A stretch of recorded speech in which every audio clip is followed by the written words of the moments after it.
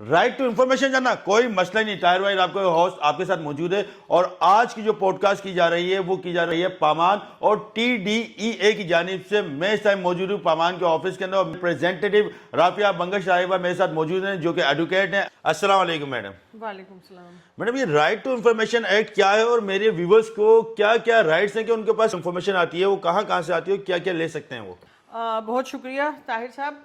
Right to information act پورے پاکستان میں یہ قانون موجود ہے, لیکن اس کو اس طرح ڈیوائڈ کر سکتے ہیں ہم کہ ہر پروونس میں اپنا قانون ہے. Right to information act federal level پر بھی یہ موجود ہے, اور ہمارے سندھ میں 2014 میں رائٹ ٹو انفارمیشن ایکٹ آیا.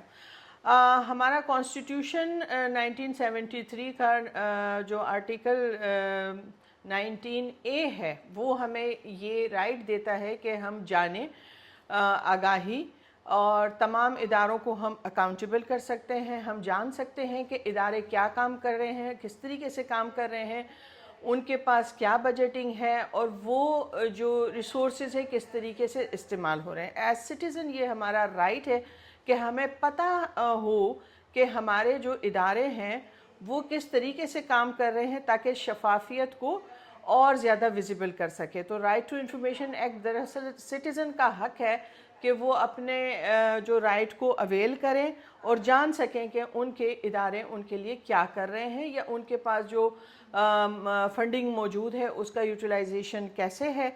فار ایگزامپل آپ دیکھتے ہیں کہ آپ کا ڈسٹرکٹ لیول پہ کوئی کام ہو رہا ہے, آپ کی روڈ, آپ کی سڑکیں ٹوٹی پھوٹی ہیں, آپ کے اسکول کا جو ہے ان کے پاس بجٹ آتا ہے, لیکن وہ بجٹ کہاں جاتا ہے, وہاں کی سٹافنگ کتنی ہے, لوگ وہاں پر کتنے موجود ہیں, کیا یوٹیلائز ہو رہا ہے, کیا نہیں یوٹیلائز ہو رہا ہے, ان تمام چیزوں کا جو انفارمیشن ہے ہر ادارے کا کام ہے کہ وہ اپنے ویب سائٹ پر رکھے. اگر وہ اپنے ویب سائٹ پہ رکھے گا تو ہر سٹیزن ایزیلی ایکسیس کر سکے گا اس انفارمیشن کو, اور وہ جان سکے گا کہ جو ان کے ادارے ہیں وہ کس طریقے سے شفافیت کے ساتھ اپنی رسپانسبلٹیز ہیں وہ نبھا رہے ہیں. اور اگر ہم اسی ٹرانسپیرنسی کی بات کریں گے اور ہم جان سکیں گے تو ڈیفینیٹلی ہم ان کو اکاؤنٹیبل بھی کر سکتے ہیں, ہم اپنے جو حالات ہیں ان کو بہتر بھی بنا سکتے ہیں.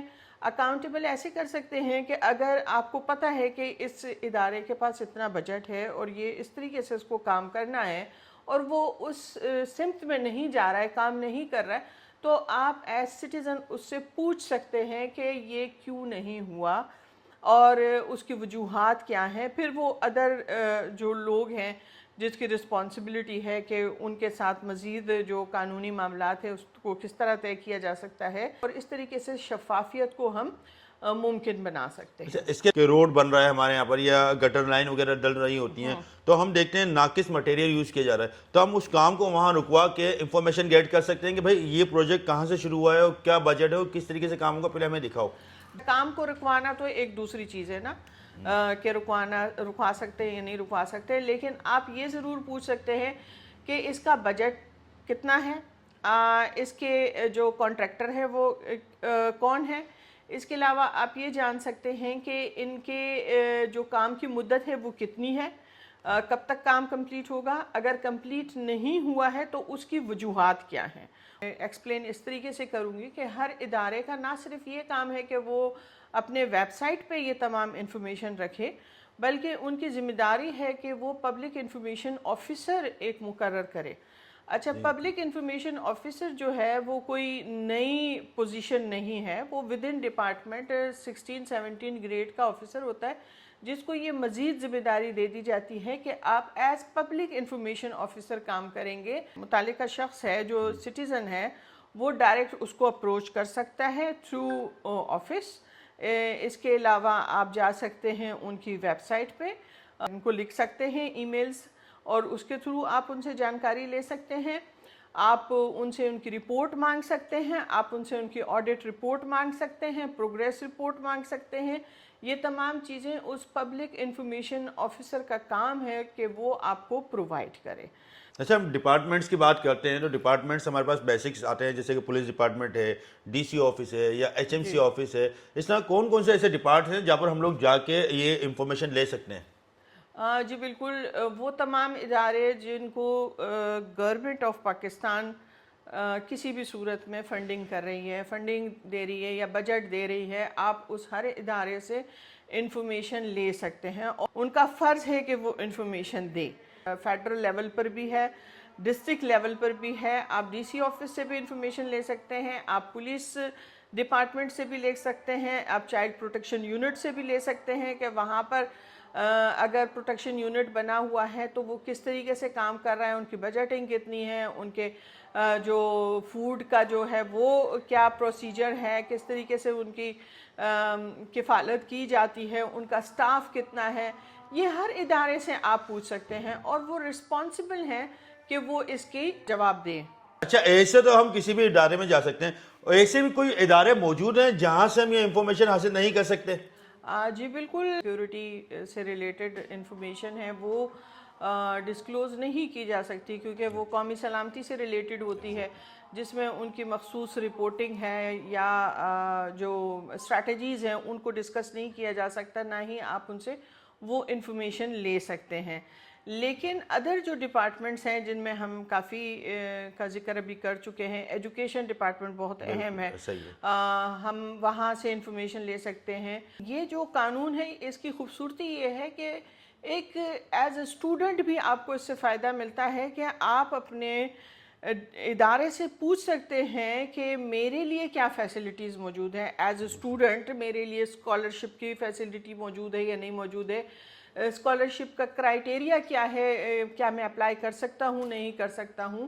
اس کے علاوہ یہ کہ اگر کسی بچے کو یہ لگتا ہے کہ اس کے ساتھ زیادتی ہوئی ہے اس کے رزلٹ میں، تو وہ اس کو بھی اس قانون کے تحت بھی چیلنج کر سکتا ہے اور وہ ان پہ لازم ہے کہ اس بچے کو وہ مطمئن کرے.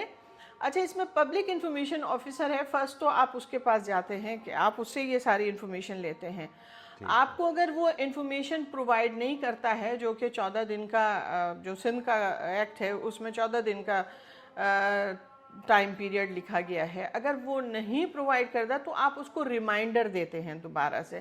اگر وہ ریمائنڈر میں بھی آپ کو انفارمیشن نہیں دیتا ہے تو پھر آپ جو سندھ انفارمیشن کمیشن ہے آپ اس کو اس کی باقاعدہ کمپلین داخل کی جاتی ہے کہ یہ بندہ ہمارے ساتھ کوآپریٹ نہیں کر رہا ہے، اور پھر اس کے بعد اس پہ باقاعدہ پینلٹیز ہیں کہ اس جو پبلک انفارمیشن آفیسر ہے اس نے وہ آپ کو انفارمیشن کیوں نہیں دی، اور وہ کسی بھی رپورٹ کی صورت میں بھی ہو سکتی ہے، آپ کا جو جواب ہے وہ اس صورت میں بھی ہو سکتی ہے.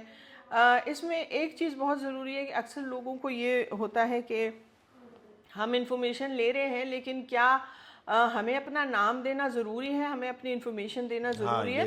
بالکل، اور ضروری ہے کہ اگر آپ انفارمیشن لے رہے ہیں اور آپ کی نیت صاف ہے تو آپ نے اپنا انفارمیشن دینی ہے، جس میں آپ نے اپنا نام، اپنا آئی ڈی کارڈ، اپنا ایڈریس، ای میل ایڈریس اگر آپ دینا چاہ رہے ہیں تو وہ تمام چیزیں آپ نے دینی ہوں گی تاکہ وہ جب آپ کو جواب دینا چاہیں تو وہ ادارہ آپ کو جواب دے سکے. ادروائز ان کو پتہ ہی نہیں ہوگا کہ وہ جواب کس کو دیں گے. اچھا، میں ایک اور چیز سمجھاؤں آپ کی باتوں سے، وہ یہ کہ کہیں ہم انفارمیشن لینے جائیں تو انفارمیشن لینے سے پہلے ہم یہ پوچھیں کہ آپ کے یہاں پبلک انفارمیشن آفیسر کون ہے. بالکل صحیح. ہم صرف اس آفیسر سے بات کریں گے، باقی ہر کسی کو پکڑ کے سوال پوچھنے نہیں لگیں گے. نہیں، بالکل صحیح، ایسا ہی ہے.